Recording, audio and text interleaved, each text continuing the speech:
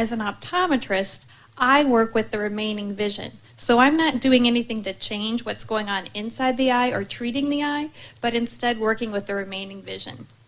So we're going to talk about some other things, some other options that might be available if you are experiencing vision loss. So I think Dr. Anagnosti went over a pretty comprehensive overview of the anatomy, and here again is just a picture of the eye, the macula, which is the back part of the eye, which is certainly the area that we're talking about today. So what is a low vision exam? A low vision exam is an optical and functional evaluation to determine whether a patient's vision can be enhanced to participate in desired activities. So that's a lot of big words. What does that mean? Basically what that means is we're going to see how you function in your daily life. What are the things that you want to do that you are no longer able to do? And we're going to try and help you do those. Maybe it's making out a grocery list. Maybe it's paying your bills. Maybe it's reading books you are no longer able to. So those are the things we really specifically address goals that you have. Patient motivation is the most important factor in determining who will be a successful low vision patient. If you have a spouse who has vision loss and you think it's a great idea for them to have a low vision exam, it may be. It might be the best thing they could do. But if they're not interested or if they don't want to, you can't make someone do something you don't want to. And low vision requires a little bit of effort. So it certainly is important that the person who has an exam is motivated and wants to get help and realizes it might take a little bit of extra effort, but certainly will work with your remaining vision. Family reaction, there's also certainly a family component to vision loss. As I said before, if you have a spouse with vision loss, you're also impacted by that. Maybe the spouse used to drive you everywhere and now isn't able to. Maybe the spouse used to pay the bills and now that's your responsibility. So certainly everyone plays a role in vision loss. And everyone should also be encouraged to participate in the vision loss. So, as I said before, I don't work on trying to improve the vision by changing the eye. Vision that has been lost, I'm not going to bring back, but oftentimes there's vision that's remaining, and so that's what we're going to work with. In macular degeneration, it's the very center part of the retina that's affected. The thing about macular degeneration, it's only the center part. You'll never go totally blind from macular degeneration. You'll always have some peripheral vision. And so what we do is work with that peripheral vision. It's like learning anything new. You have to train that, but certainly we can work with that vision. So how is a low vision exam different from a typical eye exam? Well, as I said before, it's very goal-oriented. So in a typical eye exam, certainly you come in and the doctor asks you, what medicines are you taking? Are you allergic to anything? Have you had any eye surgeries before? And they may ask you some goals, but in a low vision exam, we really focus on goals. As I said before, what is it that you want to do? Would you really like to go and play cards with all your friends on Wednesday and you're not able to do that any longer because of your vision?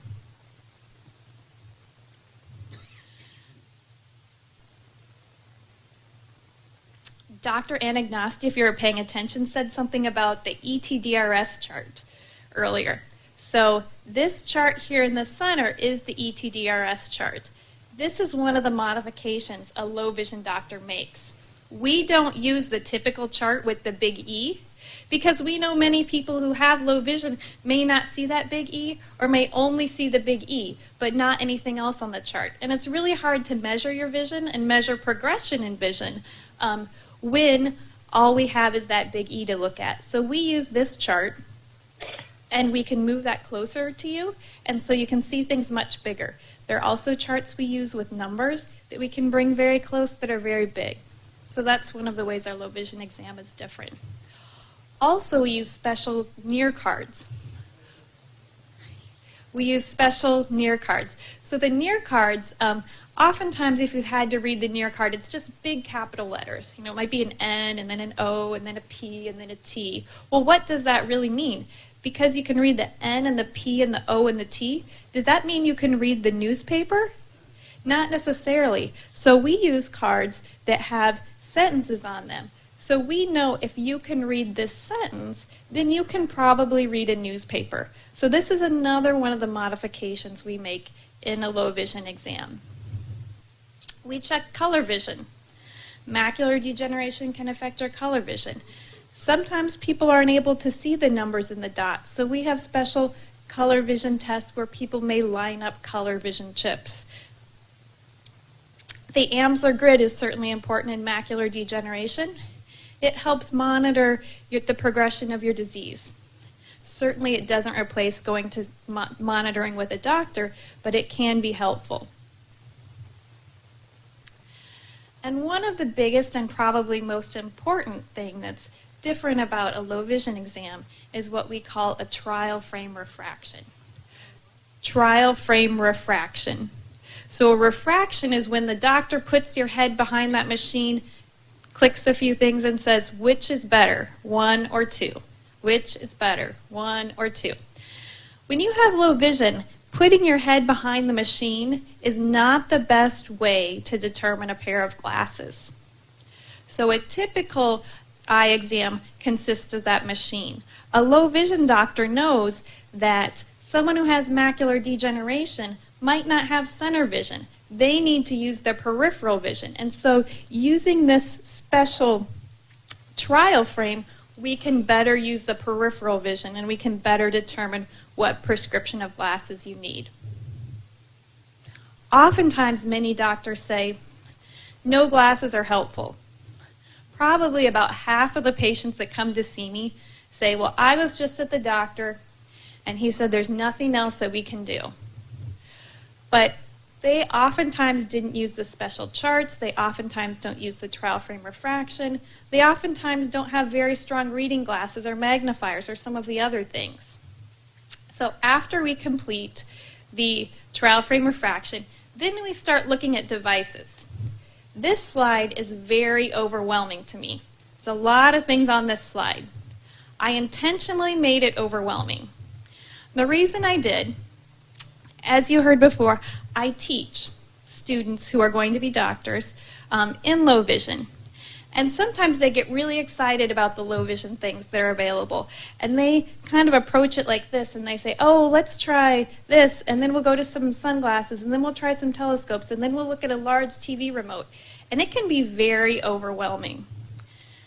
So a low vision doctor will really guide you as to what would be best for you. So you don't feel like you're just trying all different types of magnifiers and all different types of things. It's really, we come up with a plan and we determine what power you need based on the glasses you have, and we can recommend good devices. So where do we start? Well, magnification. It's a pretty logical place to start.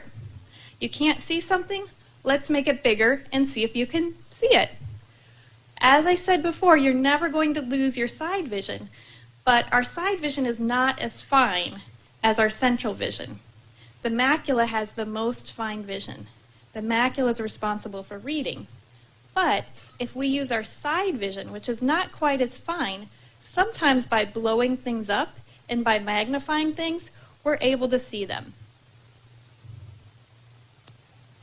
Now, most people, or many people would assume, if I showed you this, all of these magnifiers, that this big one here must be the strongest. That's what most people think, is the biggest magnifier must be the strongest. Unfortunately, that's not the way it works. The strongest one is the smallest one.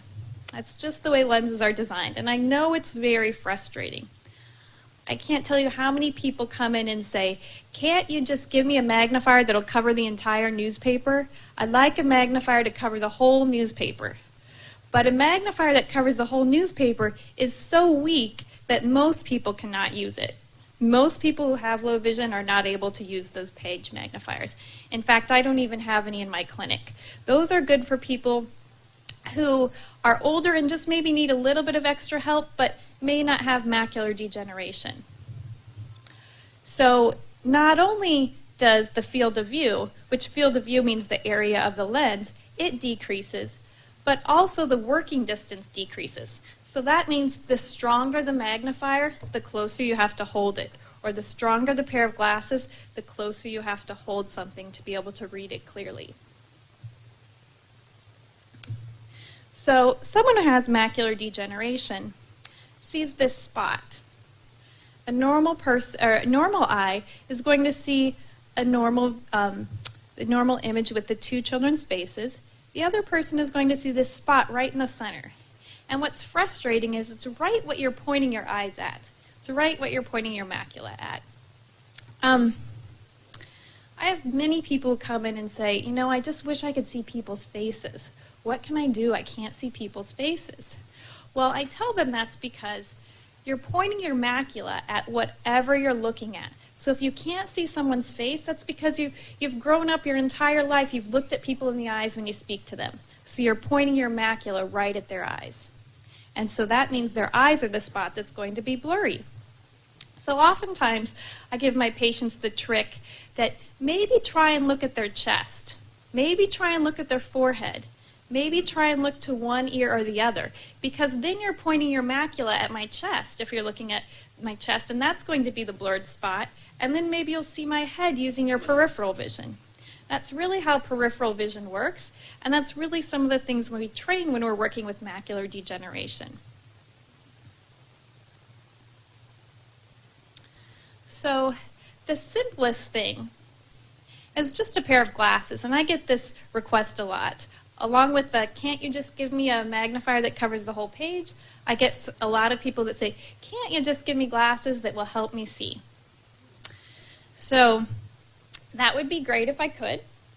That's not always the case. But there are very strong reading glasses, stronger than you can get at Walmart or Walgreens if you go to the counter and look at the numbers. We have glasses that are much stronger than that. They start to get very thick. And there's also demand on your eyes to turn in when you're using very thick glasses. So they often put these Prism. Here you can see the Prism. It's a little thicker towards the nose. But these glasses can be very helpful. One of the things, the downsides of the glasses is as they get stronger, you do have to hold things much closer. So some of these you may have to hold as close as 4 or 5 inches from your face. Not everyone is happy reading the newspaper 4 or 5 inches from their face. But some people say, you know what, I don't care. I used to have a patient who would come in and her nose would be black every time I would see her. And that's because her glasses were so strong that she literally had to hold the newspaper up against her nose to see. And she was thrilled. She loved doing it because she could still read the newspaper. So there are options, but that's not an option for everybody. So this is a spectacle-mounted telescope. These are popular.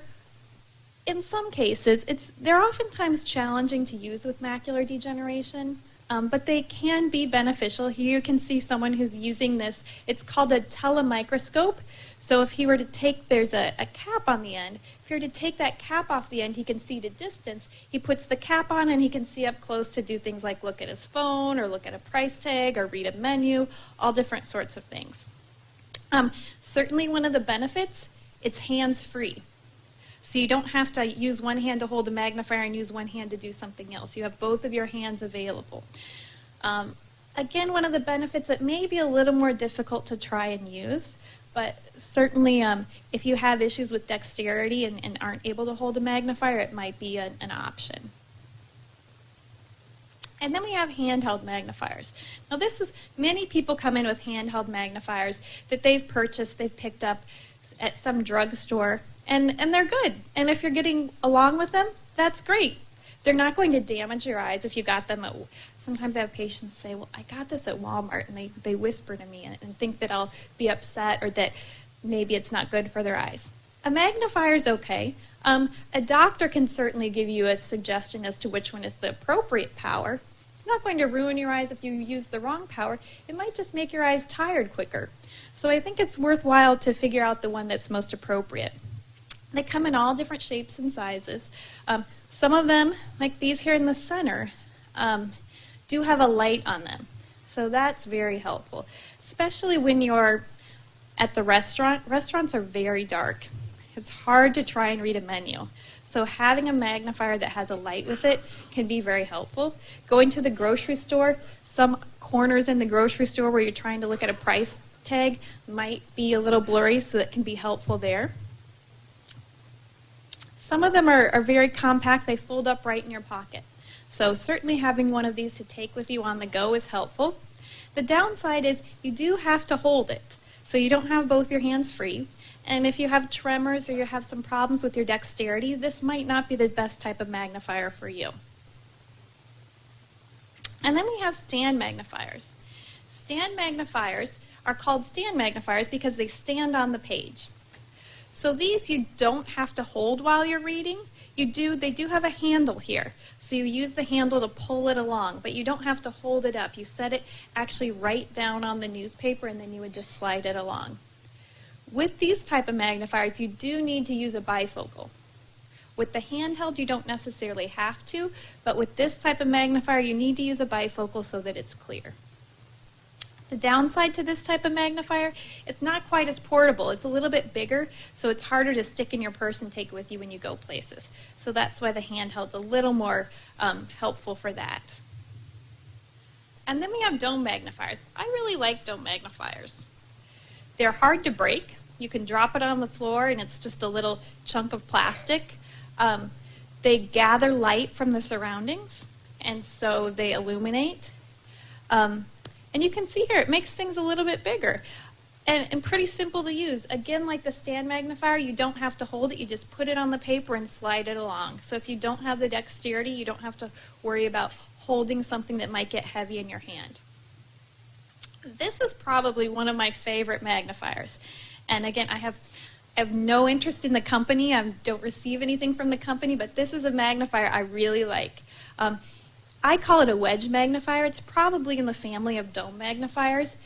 It has a light, and so you can see here how much brighter and how much bigger it makes things. And you just slide it right along. And unlike the dome, which is round, it actually has squared off edges, so you can follow along on a column in a newspaper. It makes it a little bit easier, or in trying to read your electric bills or something like that. So I really like these magnifiers. And then the new thing is the electronic magnifiers. Look just like cell phones, and they have options where this one you can see it changes color, so it might be easier to see white letters on a dark background. These are great. They certainly are more expensive than our other magnifiers. Some of the magnifiers I was showing you previously might start around $45 and go up to $200 or so. These typically start around $400, and some of them can go up to about $1,000, but this one here is right around $400. So they certainly are more expensive. That's probably their biggest disadvantage. And you also do have to be comfortable with technology. Not everyone's comfortable with technology, but if you are, this is a great option, and it's a great way to make things very big. You can make things bigger with electronic magnifiers than any other type of magnifiers. And the closed circuit TV. So many of you have probably seen these before or heard of these before. What this is, it's a machine, and you're able to put whatever you're trying to read underneath. And it enlarges quite a bit. There's lots of different levels. The nice thing about this, you can write underneath it, you could fill out a check, and you can actually see your hand as you're writing. So you're able to stay on the lines, do those types of things. Now these machines are much more expensive. They typically start around $2,500. Can go up to about $4,000.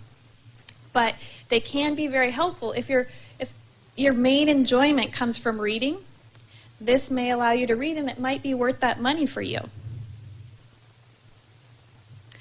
And then something that's new that I get a lot of questions about are some of the new e-readers. Maybe you've heard of the Kindle or the iPad or some of those things.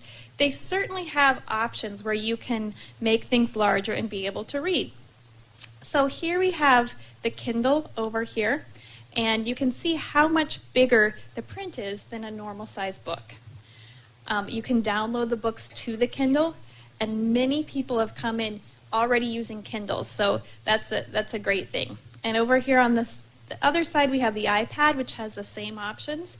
The iPad also gives you the opportunity to make the background black and the letters white, and some people really prefer that.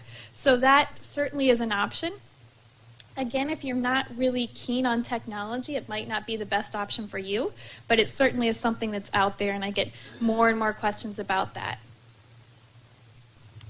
So those are some of the near things. Switching to distance, we think of telescopes. So there are handheld telescopes. They help you spot things. I don't do a whole lot of telescopes for patients who have macular degeneration. I think the primary use I have for these is for kids who are in school who have vision loss so they can see the board. There might be some appropriate use, but not a lot, because you have to hold the telescope up, and sometimes it's challenging to scan around, and it might be good if you're going places on your own to see street signs, or if you're in the grocery store and want to see reading what label it is in each aisle. These are really popular telescopic TV glasses. Probably one of my most popular things that we go through in the clinic. You can adjust them on either side, and they make the TV about 2 times larger, which actually brings the TV about 2 times closer. So they're very, very helpful. They don't work for everyone. If you have a high prescription, or if you have a lot of astigmatism, they may not work for you. If you have one eye that's very strong in a certain power, and the other eye that's maybe not so strong in that power, they might not work for you.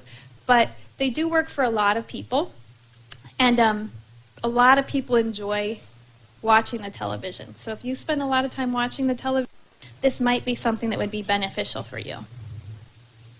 The nice thing is they're hands-free. So like the first telescope I showed you, you don't want to sit watching a television program holding the telescope up. But to sit for an hour and put those on your face isn't quite so bad. And then there are other things that are similar, different types of binoculars. There are telescopes for driving. We don't allow driving with telescopes in the state of Florida. You can't use a telescope to meet the driving requirements.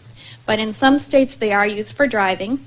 They can be used for all different sorts of things. This is the picture we had before with the gentleman who was looking at his phone. If he were to take the cap off the end, he could use that telescope to look far away.